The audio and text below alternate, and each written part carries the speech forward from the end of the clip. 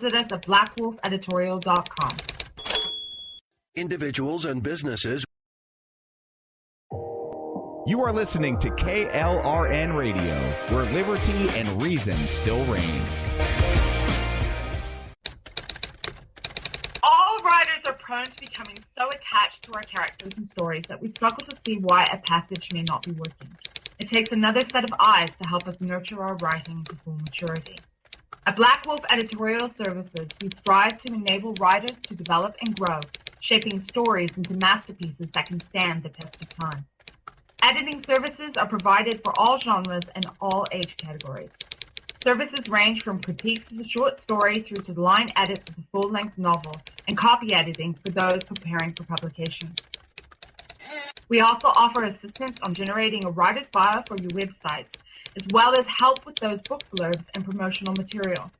We won't abandon you to the masses. We want to celebrate with you in your successes. Black Wolf Editorial Services, nurturing your writing into maturity. For a full list of services and prices, visit us at blackwolfeditorial.com. Individuals and businesses with tax problems, listen carefully. Do you feel like you're losing control over your finances? If you owe over $10,000 in back taxes or have unfiled tax returns, we can help you take back control. The IRS is the largest and most aggressive collection agency in the world, and they can seize your bank account, garnish your paycheck, close your business, and file criminal charges. Take control of your tax problems now by calling the experts at Tax Mediation Services and take advantage of the Fresh Start program and new laws that may allow us to negotiate a settlement for the lowest amount possible. Our team of tax attorneys and enrolled agents can stop collections and get you protected so you can take control of your financial future. Tax Mediation Services is accredited by the Better Business Bureau. Call now for a free case review and a price protection guaranteed quote. Call Tax Mediation Services now at 800-610-9050. That's 800-610-9050. 800-610-9050. KLRN Radio has advertising rates available. We have rates to fit almost any budget. Contact us at advertising@klrnradio.com.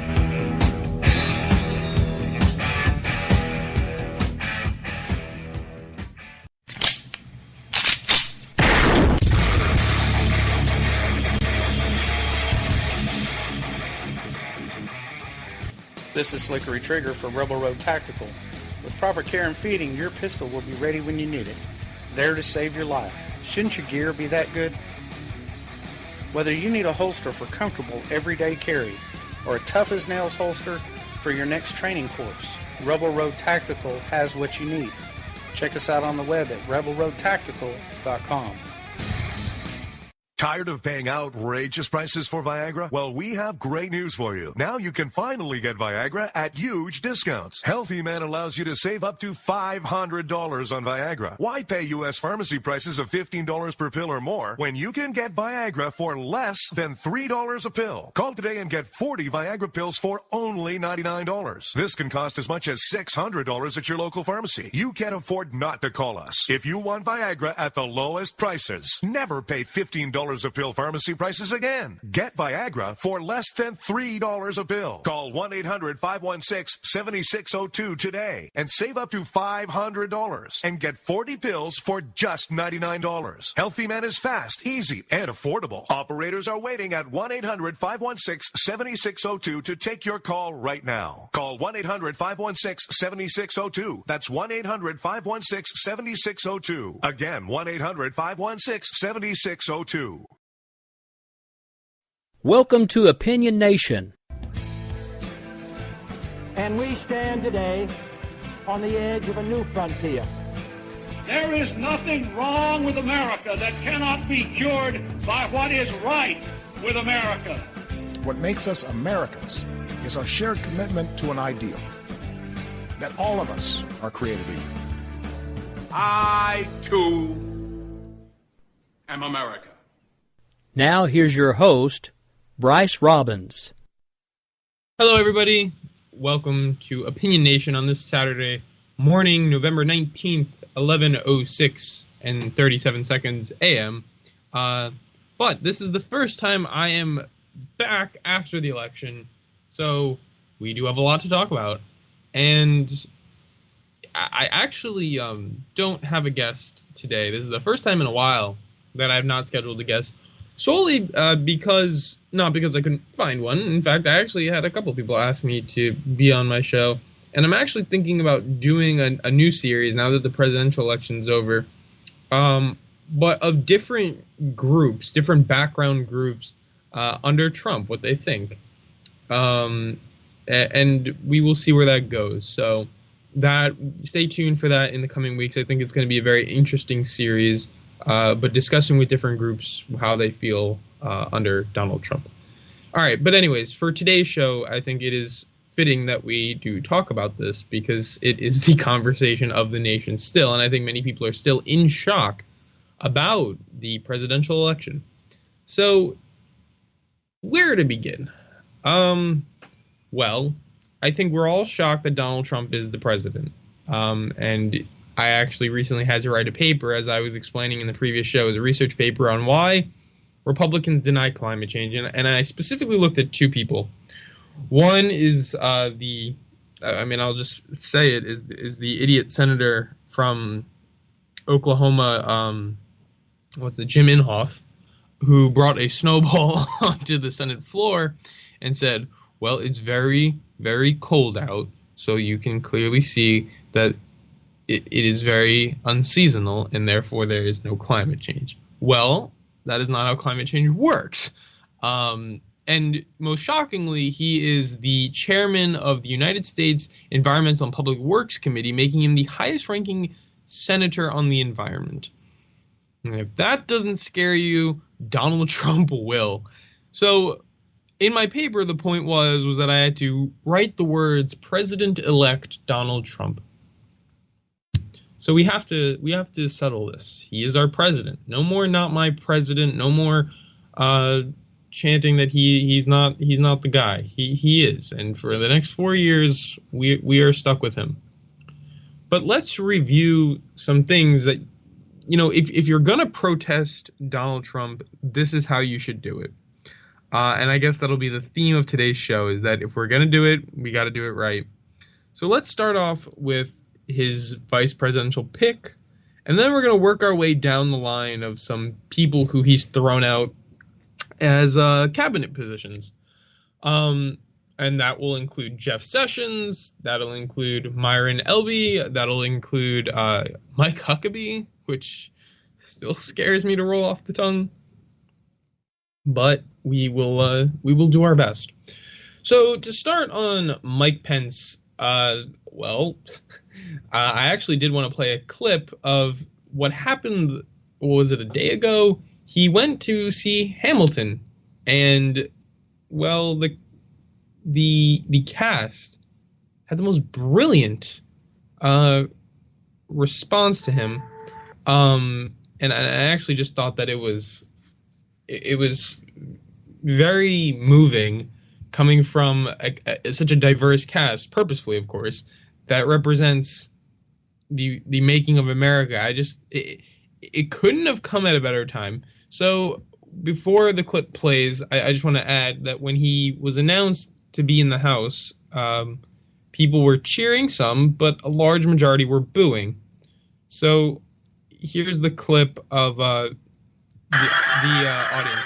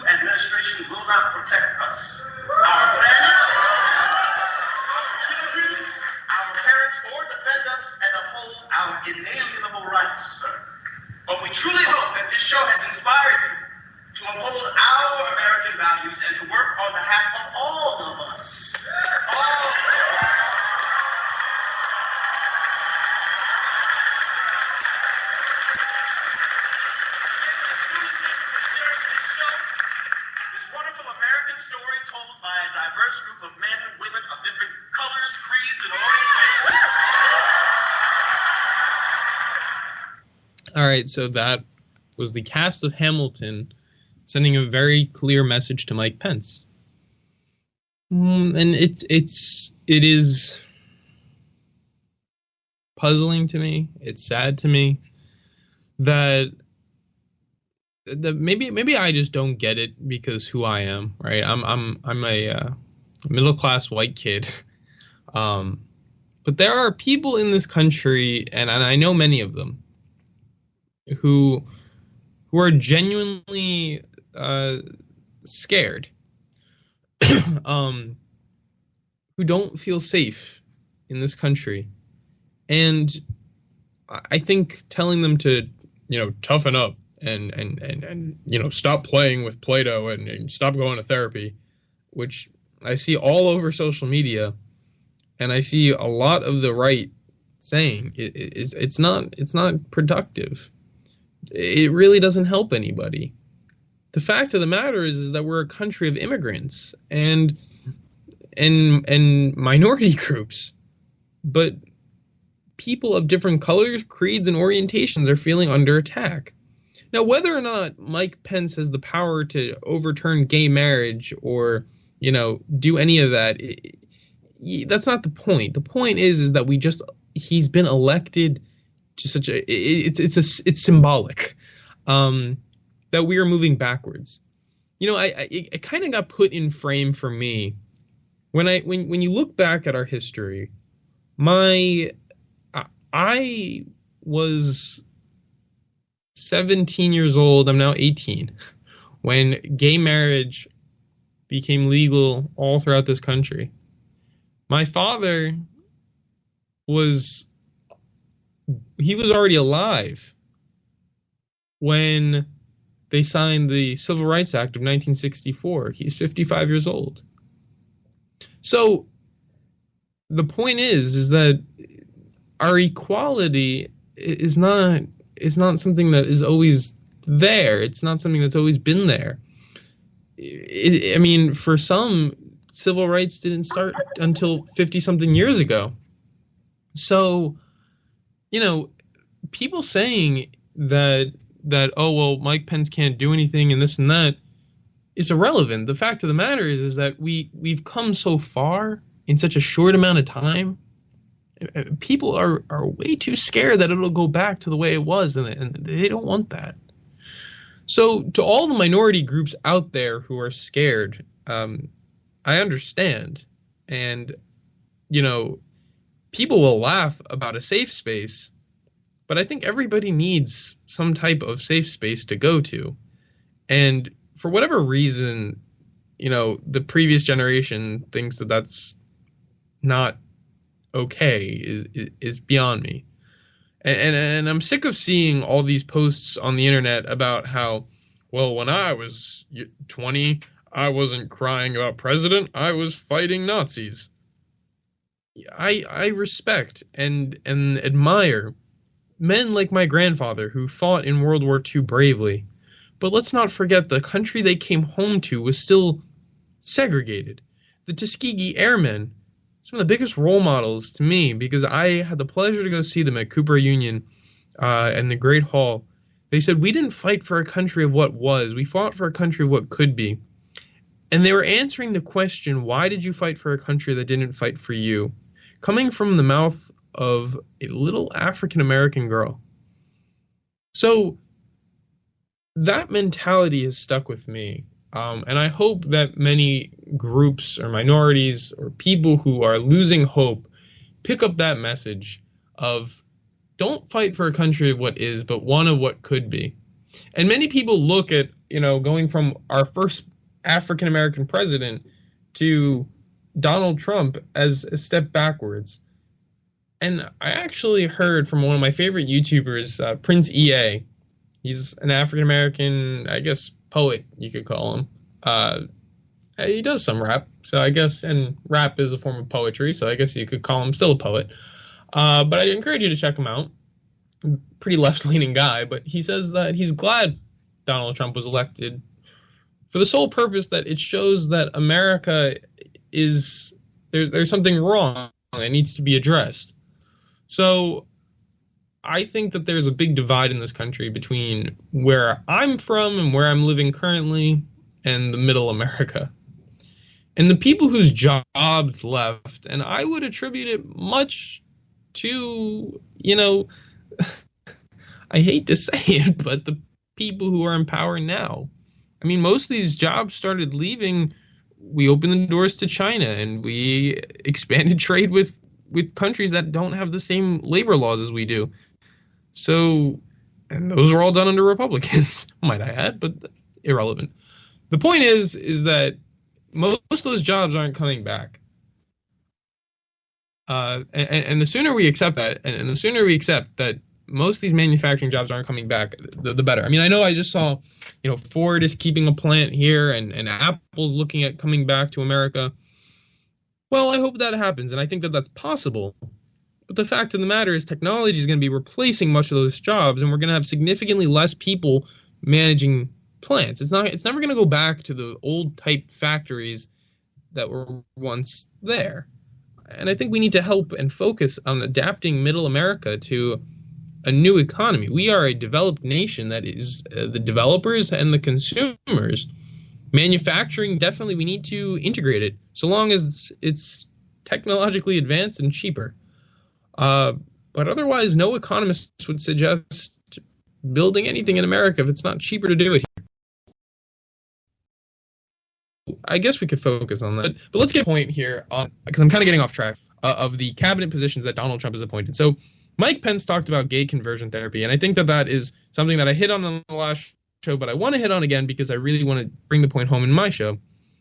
Whether or not Mike Pence suggested gay conversion therapy, he said that the LGBTQ community should not be protected under anti-discrimination laws, that they shouldn't be recognized as a minority group, that they should never be on an equal playing field with heterosexuals. That is disgusting. That is downright sickening. One of my closest friends in college is gay. I have neighbors who are of the LGBTQ community who literally live doors away from me. To think of them as anything other than equal is sick, and especially in a country that is supposed to be all men are created equal. It doesn't say all men are created equal unless they're, gay. It's a weird feeling that a man who has talked about this in the past is our vice president. He's and people agreed with him. And whether or not Donald Trump won the popular vote or not is not the point. The point is that he got very close to winning that majority. That means a majority of, or almost half of the voting populace is willing to cede to his points, which scares me. And I know really maybe he can't do much about it, but for the people who are of that community, who struggle with being part of that community because our society literally oppresses them, is sad. And when I say literally oppresses them, I mean we tell them through electing people like Mike Pence that it's not okay to be gay. It's not okay to be from the LGBTQ community. And that's wrong. That's just very, very wrong. And while Donald Trump said, he's fine with it on the Supreme Court, Mike Pence is still the vice president, which is pretty gross. All right, and then I would like to transition to some other things about the gay conversion therapy, which, PolitiFact deemed it true that Mike Pence advocated diverting taxpayer dollars to so-called conversion therapy. And as I said before, this is a death sentence for many people. For people trying to deal with being gay and trying to convert themselves to being something that they're not is not okay. No matter what your religious beliefs are, as you will tell the millennials to stop crying, I will tell you to stop crying, because you are not a sinner if you are gay, and you are not born you do not choose to be that way. You are born that way. And that's okay. You are you, and you are beautiful for who you are. And the fact of the matter is that a president, the vice president of the United States, he's a heartbeat away from being in charge of this country, says otherwise. And to me, that's just very disturbing. But anyways, I want to move on to a different person in the cabinet. Let's talk about my favorite, Myron Ebell, I think is how you pronounce his last name. I actually really am not sure how you pronounce the last name. But he is a notorious climate change denier.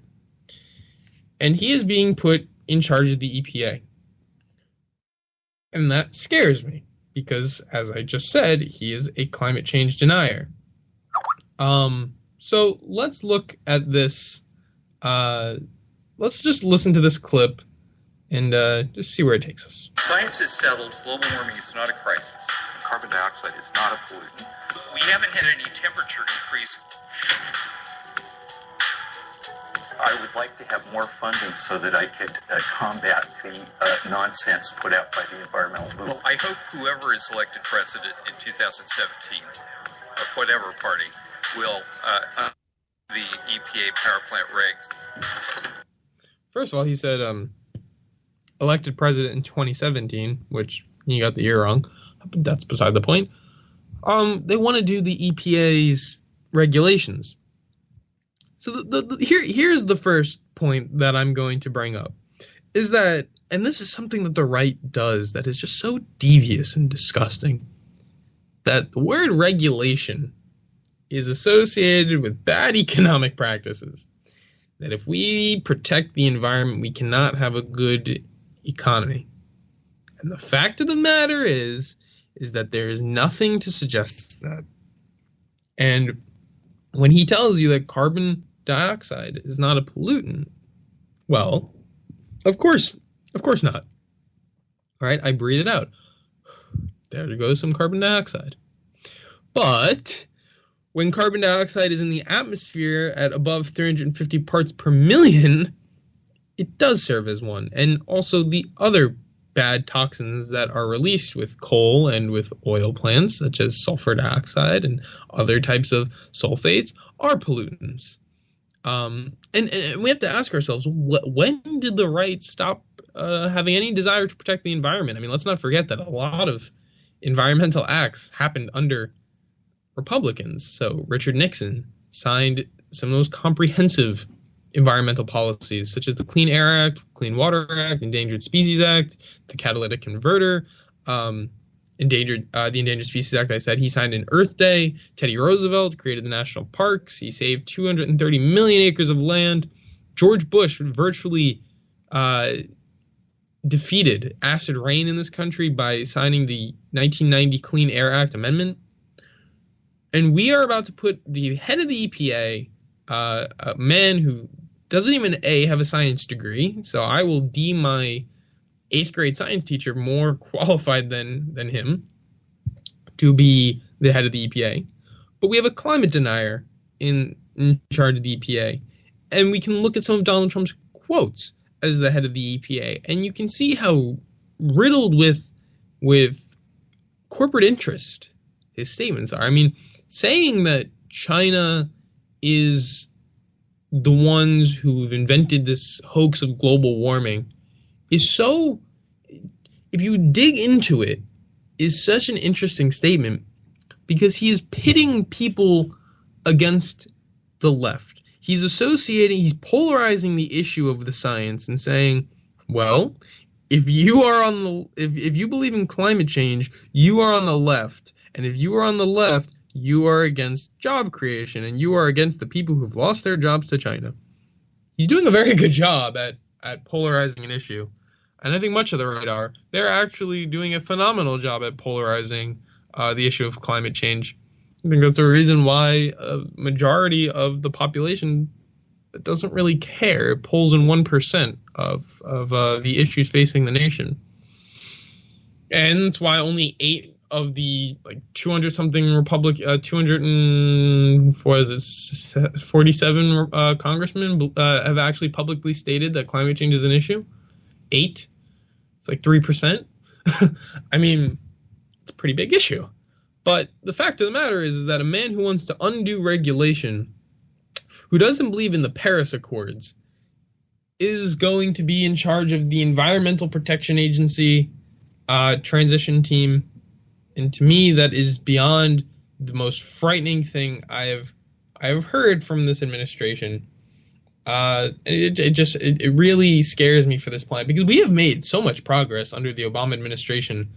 And I'm curious to see where Trump is going to lead us, because it is my fear, and I said this to one of my teachers in class the other day. My biggest fear about this administration in regards to how it's going with the EPA is that I am going to have to look my child in the eye and say, well, one day, and say that he was elected president, and they'll ask why they can't swim in the rivers and the lakes. And I will say, well, because under President Trump, all the regulations were done away with.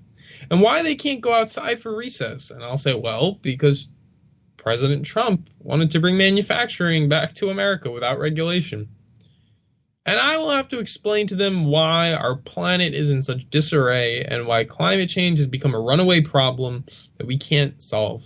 And while people may say I'm being dramatic, it's 36 degrees warmer in the Arctic than it should be. That's not weather at this point. The carbon dioxide in our atmosphere is not weather at this point. And appointing a climate change denier to the head of the EPA is scary at this point, because the science is clear, the science is out, and for the people who just refuse to read the science, I am sorry. For the people who are willing to read it, I hear you. And if you just look, it's very clear. Look at government sources. Look at university sources of scientists and people who understand the science are telling you that this is a problem. The United States military is encouraging Donald Trump to please keep the Paris Accords, because climate change and moving towards a green economy is so important. So the fact that this man is going to be in charge of our Environmental Protection Agency is scary. And when we get back from break, because we're about to go to break in a few seconds, we're going to talk about Jeff Sessions. Actually, we'll talk about Mike Huckabee first, because I really want to get to him. And then we're going to talk about Jeff Sessions. But both I am scared that they are going to be in cabinet positions. But we will talk about that when we get back. I'm Bryce Robbins. This is Opinion Nation. And we're talking about Donald Trump's America. We'll be right back, everybody. Welcome to Opinion Nation.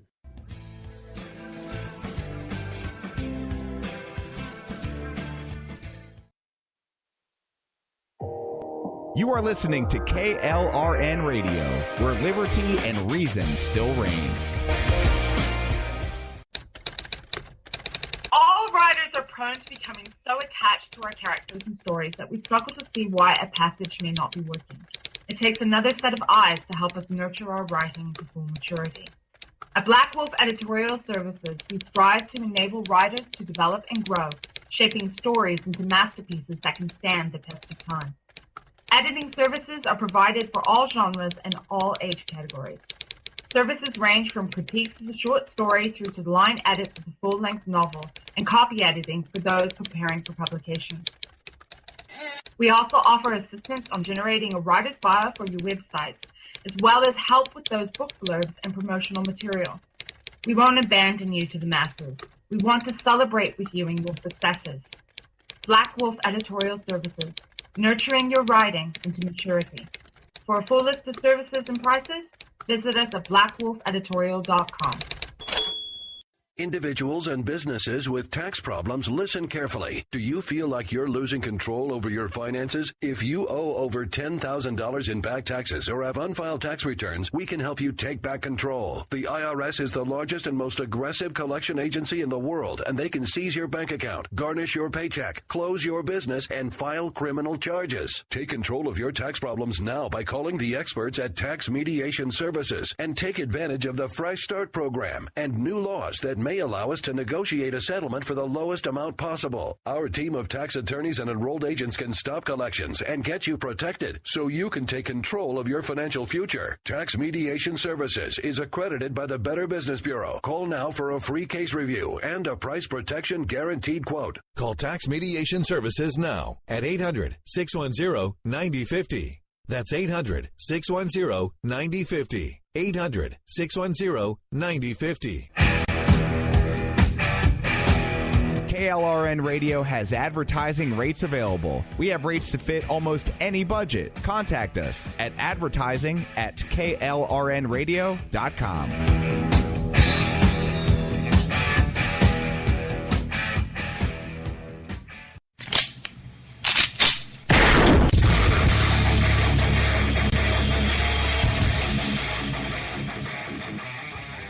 This is Slickery Trigger for Rebel Road Tactical. With proper care and feeding, your pistol will be ready when you need it, there to save your life. Shouldn't your gear be that good? Whether you need a holster for comfortable everyday carry or a tough-as-nails holster for your next training course, Rebel Road Tactical has what you need. Check us out on the web at rebelroadtactical.com. Tired of paying outrageous prices for Viagra? Well, we have great news for you. Now you can finally get Viagra at huge discounts. Healthy Man allows you to save up to $500 on Viagra. Why pay U.S. pharmacy prices of $15 per pill or more when you can get Viagra for less than $3 a pill? Call today and get 40 Viagra pills for only $99. This can cost as much as $600 at your local pharmacy. You can't afford not to call us. If you want Viagra at the lowest prices, never pay $15 a pill pharmacy prices again. Get Viagra for less than $3 a pill. Call 1-800-516-7602 today and save up to $500 and get 40 pills for just $99. Healthy Man is fast, easy, and affordable. Operators are waiting at 1-800-516-7602 to take your call right now. Call 1-800-516-7602. That's 1-800-516-7602. Again, 1-800-516-7602. That is a lot.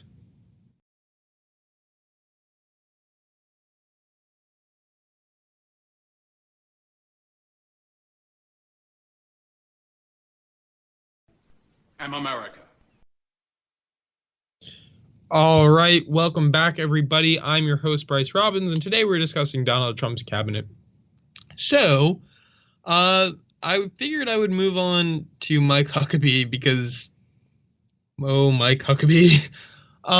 He has apparently been reported to be on the short list for the ambassador to Israel. Now, I've seen conflicting things on this, that he was going to be on it, and then he is not releasing. If he is, I've heard some conflicting things, but let's just go on the idea that he may be, and how bad of an idea that is. So, for one, they want to move the embassy, the United States embassy, from Tel Aviv to Jerusalem. Well, I see that as being problematic. I mean, if you want to mend relations, or at least ease relations between the Israelis and the Palestinians, a good place to start would not be by aggravating them. Either side. And let's look at Mike Huckabee's religious beliefs, for instance.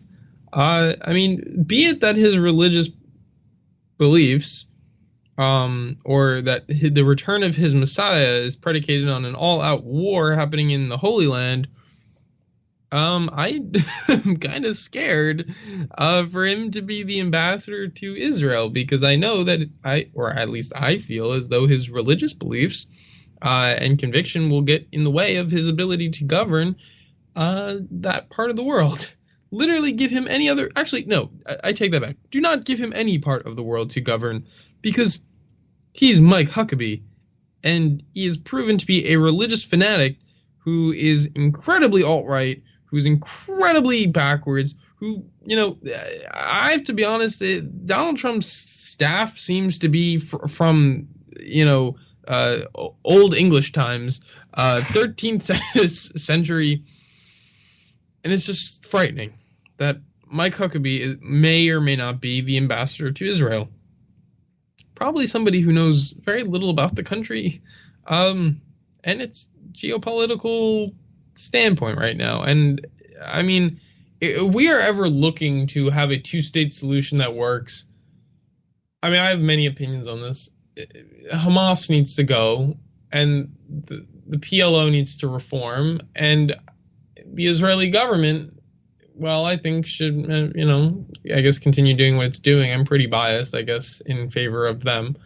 I don't dislike Benjamin Netanyahu, but the problem is that Mike Huckabee sends a very clear message that we are not looking to mend relations and accept both sides. It's just that we are very clearly, decisively picking one side and devastating the other. And I think that it'll be a problem. And I think Mike Huckabee does not have the qualifications to be an ambassador to a cafeteria. I mean, he is Mike Huckabee, for God's sakes. He stood with, what was that woman's name? And to Eye of the Tiger, because, oh my God. Anyways, I'll move on from Mike Huckabee, only because I'm forgetting the name of that woman. I'm sorry, I apologize. So let's move on to Jeff Sessions. Just the thought of that. I mean, we literally went from having some of the most educated people in our government to Donald Trump's cabinet. And if you look at who's on the short list for Donald Trump's cabinet, might I add, it is not afraid to lack experience or diversity, because there is one black man in the short list, and it's that, whatever that guy's name is, that police chief who calls Black Lives Matter a terrorist organization. He has got the goatee, I forget his name, but he's from Milwaukee. But anyways, the point being is that we are going from such progress to such a step backwards, it seems. I mean, when Sarah Palin is being thrown around on a short list of being a government official, I heard that it was rumored, and this is coming from inside DC for you, that she was rumored to be the head of the Interior. I live right next to the Department of the Interior. It is no more than a block away from me. I walk by it frequently. I'll be very scared if she is the head of the Department of the Interior. I do not think that means she will literally, I think most people think of the Department of the Interior and they think of, she'll design things and, interior designer. Well, I would wish it would be more like that. Maybe she'd dress everything with moose skins and bear carpeting. I don't know, but it's not. Her job will be much more important if she is the head of the Interior, and that just scares me a little bit. So, I mean, for God's sakes, I thought this woman was gone in 2008. I thought we would never have to deal with her again. But it looks like that's not true. But back to Jeff Sessions, excuse me.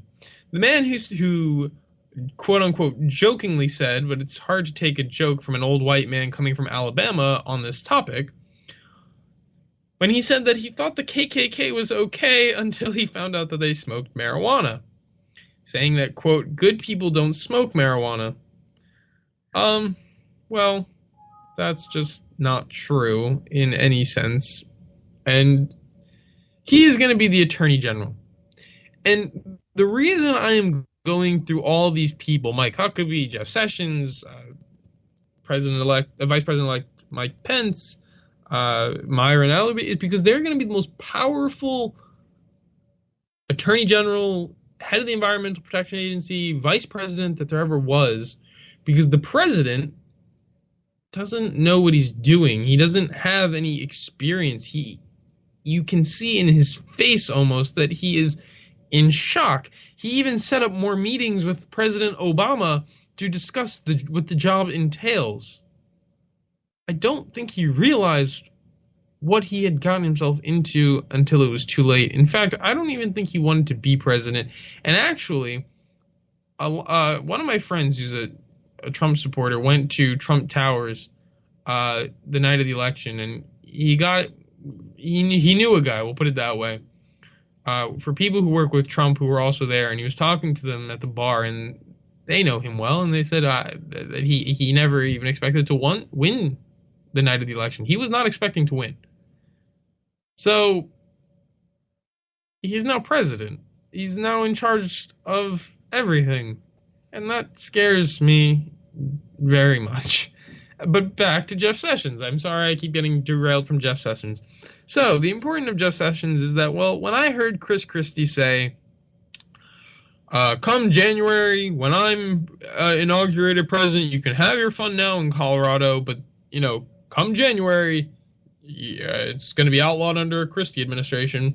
Well, it turns out that it wasn't just under a Christie administration. Now, I know Donald Trump says he's, for legalizing marijuana under states' rights, and it should at least be legal for medical use. Well, I wonder what Jeff Sessions is going to say about that, and I wonder what direction Jeff Sessions will go with this. And I'm just curious to see how much power Jeff Sessions has, and I wonder who he will fight for, and I wonder what he will fight against. I mean, this is a man who fought against civil rights because it was intrusive. This is a man who's fought for religious freedom bills, which are just discrimination laws. I mean, HB2 in North Carolina, I am so grateful that Pat McCrory lost, because there is now a glimmer of hope that bill will not go through. The transgender bathroom bill will not go through. That literally allowed people to essentially discriminate or not service people for any reason. They could just cite religious liberty. And that's not the type of country I want to live in. So I'm so glad that Pat McCrory lost.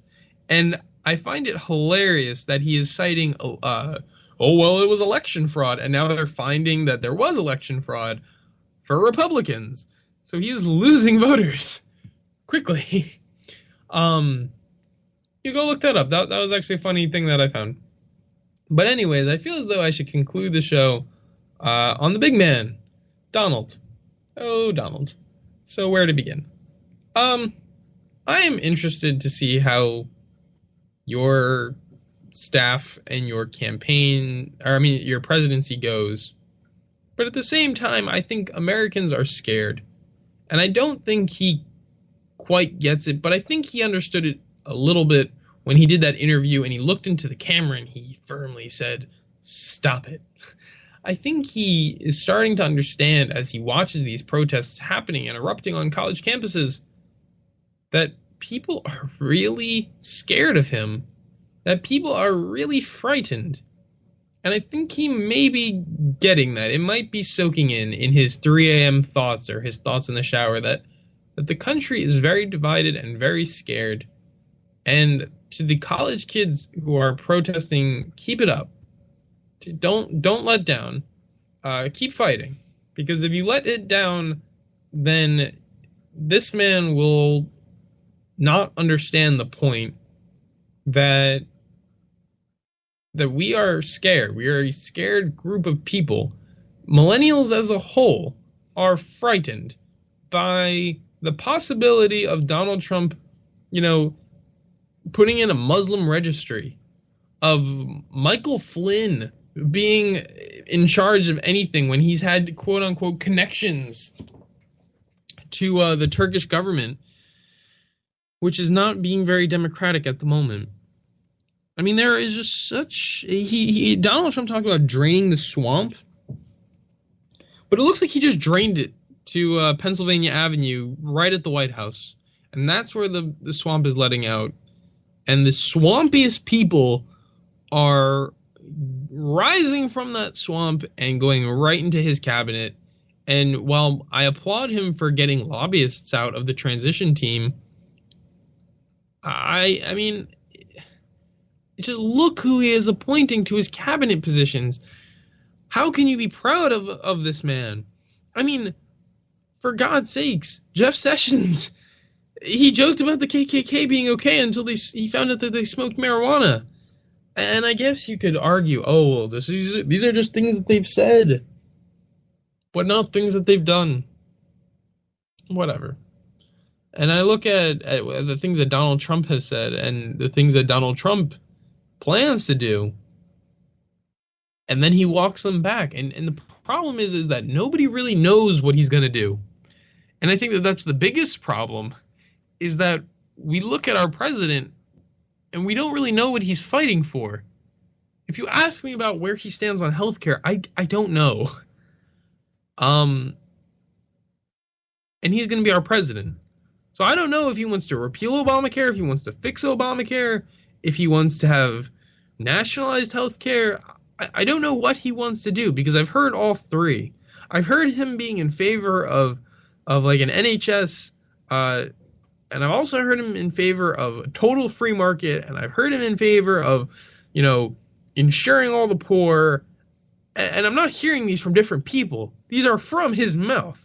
So it's a little weird that we don't know what our president stands, how our president stands is on healthcare, something that literally affects millions of people. If we just repealed Obamacare tomorrow, 20-something million people would be uninsured. And that means that, if I just look at the example being my sister, when she was born, her medical bills were incredibly high because of complications at birth. Now, if my family didn't have health insurance and they were, a lower class family with no health insurance, how the hell do you expect them to ever catch up? How the hell do you expect them to get ahead? You can't. And the problem is that Donald Trump is advocating for that, at the same time advocating against that. On climate change, he seems to be very clear that it's a hoax.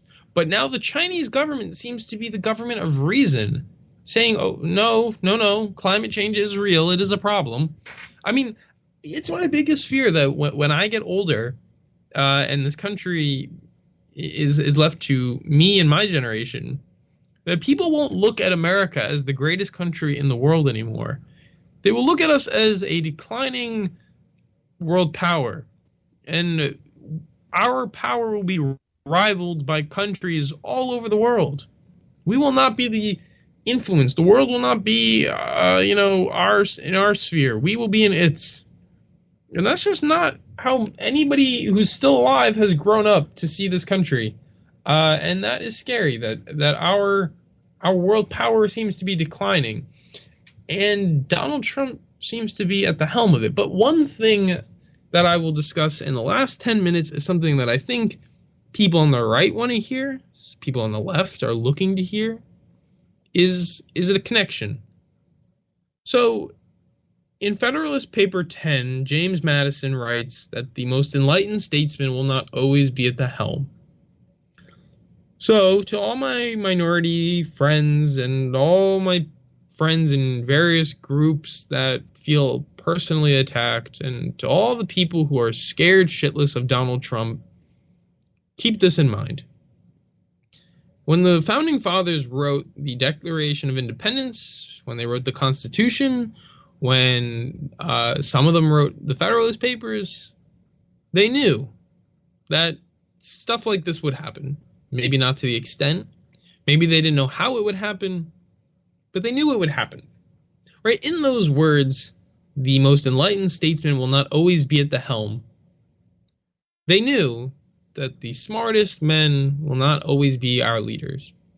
We won't always have a Thomas Jefferson, an Abraham Lincoln, FDR. We won't always have an Obama, but that's okay. So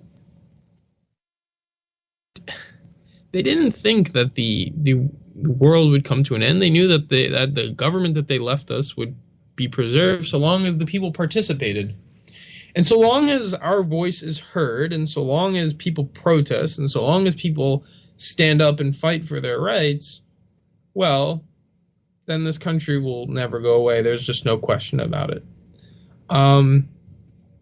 And so long as you fight for your rights and fight for a country that can change, as the Tuskegee Airmen put it, then your rights will never go away. But I think as though people are really scared, and that's the only way I can sum it up, is that the people in our country who are protesting, the college students who are just being able to vote, who are just becoming, civically able Americans, are just scared out of their mind, because for such a little period of time, for a little pimple's worth of time that our country's been here, to the itty-bitty period of time that people have had somewhat of equal rights, they are so scared that they might not be there. And I don't blame them. From all the rhetoric that has come out of Donald Trump's mouth, it's understandable why people are scared and why they're protesting so vehemently, because they don't want those rights to be taken away. And whether or not, you're like Rick and I and you're white dudes talking about it, we can probably, assume or not be fearful that, well, Mike Pence doesn't have the power to take away gay rights, and Donald Trump can't take away a black person's right to vote. But people are scared because that's the country that they were born in. That's the country that they remember, and they don't want it to go back to that, because for people who are not like me and Rick, this country has not been great for everyone, right? I mean, yeah, you go to half the other countries in the world and you'll get killed for being gay, and here you won't. But that doesn't make this country great for those people. And to say we're going to make America great again and never stating when again is can be very frightening for many people. And I don't blame them. And I understand you. And I hear you very loud and clear. And I am with you. And I will be the first to tell you that I've been thinking about it. And if a Muslim registry comes out for people who are of the Islamic faith, I will be one of the first to put my name on it, because that is not okay. I will do anything in my power to dilute that list down so that as many Americans are on it, so that they don't know who the hell they're looking for, and just to symbolically show that that's not okay. Because that is really no different than what they did to the Jews in Nazi Germany. And I'm not going to compare Donald Trump to Hitler, because he's not. But I will not, call out something when it's wrong. And any type of registry for Muslims is wrong. If you live in this country, you should not be registered to a special listing because of your faith. And I ask the alt-right conservative Christians who argue for religious freedom bills, where are you? Where are you speaking up on these people's religious freedoms? Why aren't you saying anything? Because there are people who are trying to practice their religion in peace who are freaking out because the President of the United States is talking about a registry and a ban on all Muslims. And while he has now walked back his statements to say, well, only Muslims from certain parts of the world, listen to when he introduced it, because it's not what he said. And I will take him by his word. So,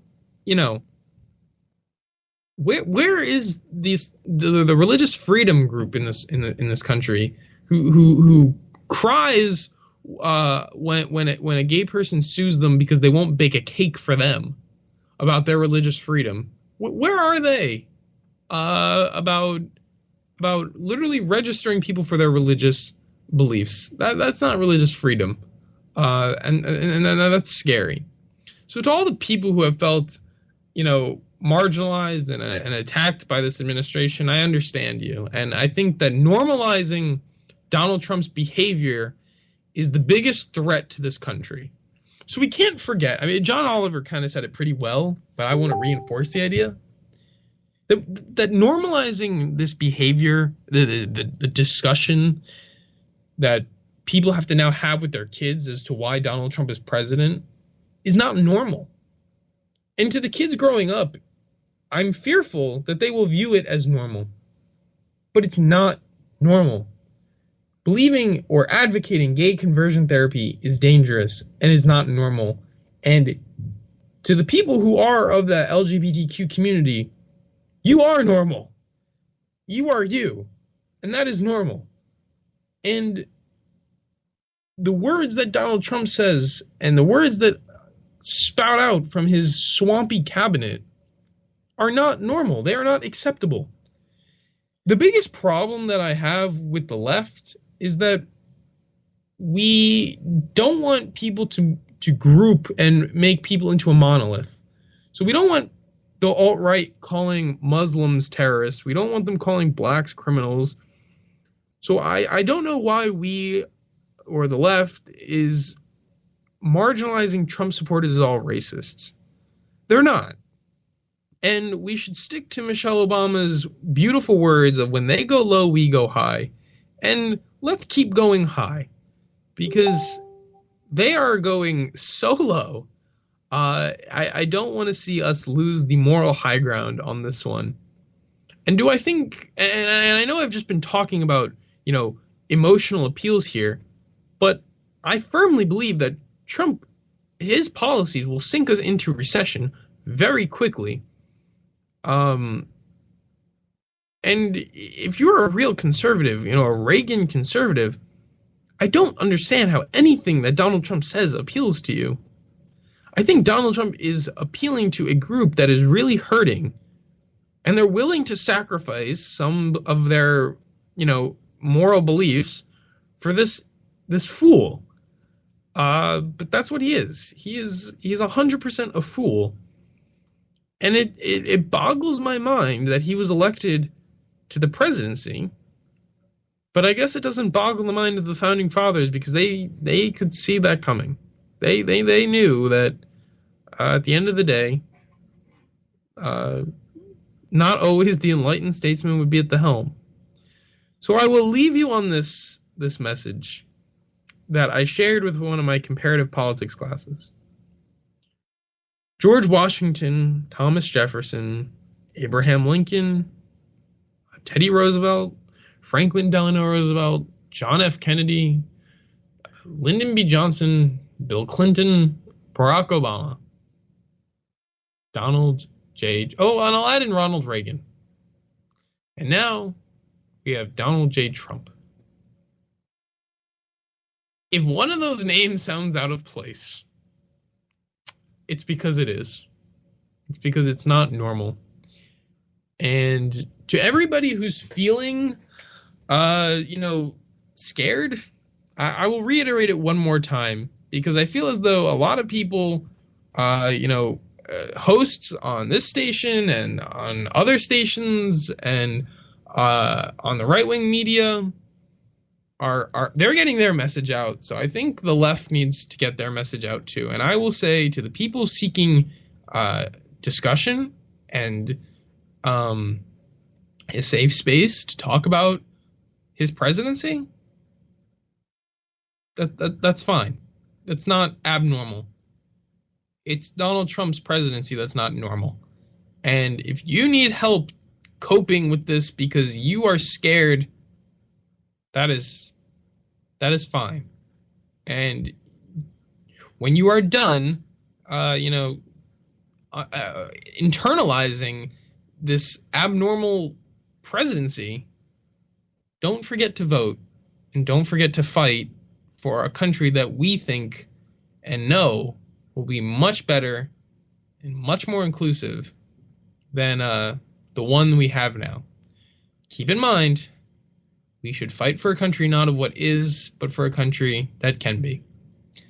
Thank you very much, everybody. That's all I have for you today. My name is Bryce Robbins, host of Opinion Nation, and I will be back next week to talk more about whatever develops in the news, to argue with Rick on Finding Common Ground the hour before, and you can catch me every week right here on Opinion Nation Saturday mornings at 11 a.m. Have a good one, everybody.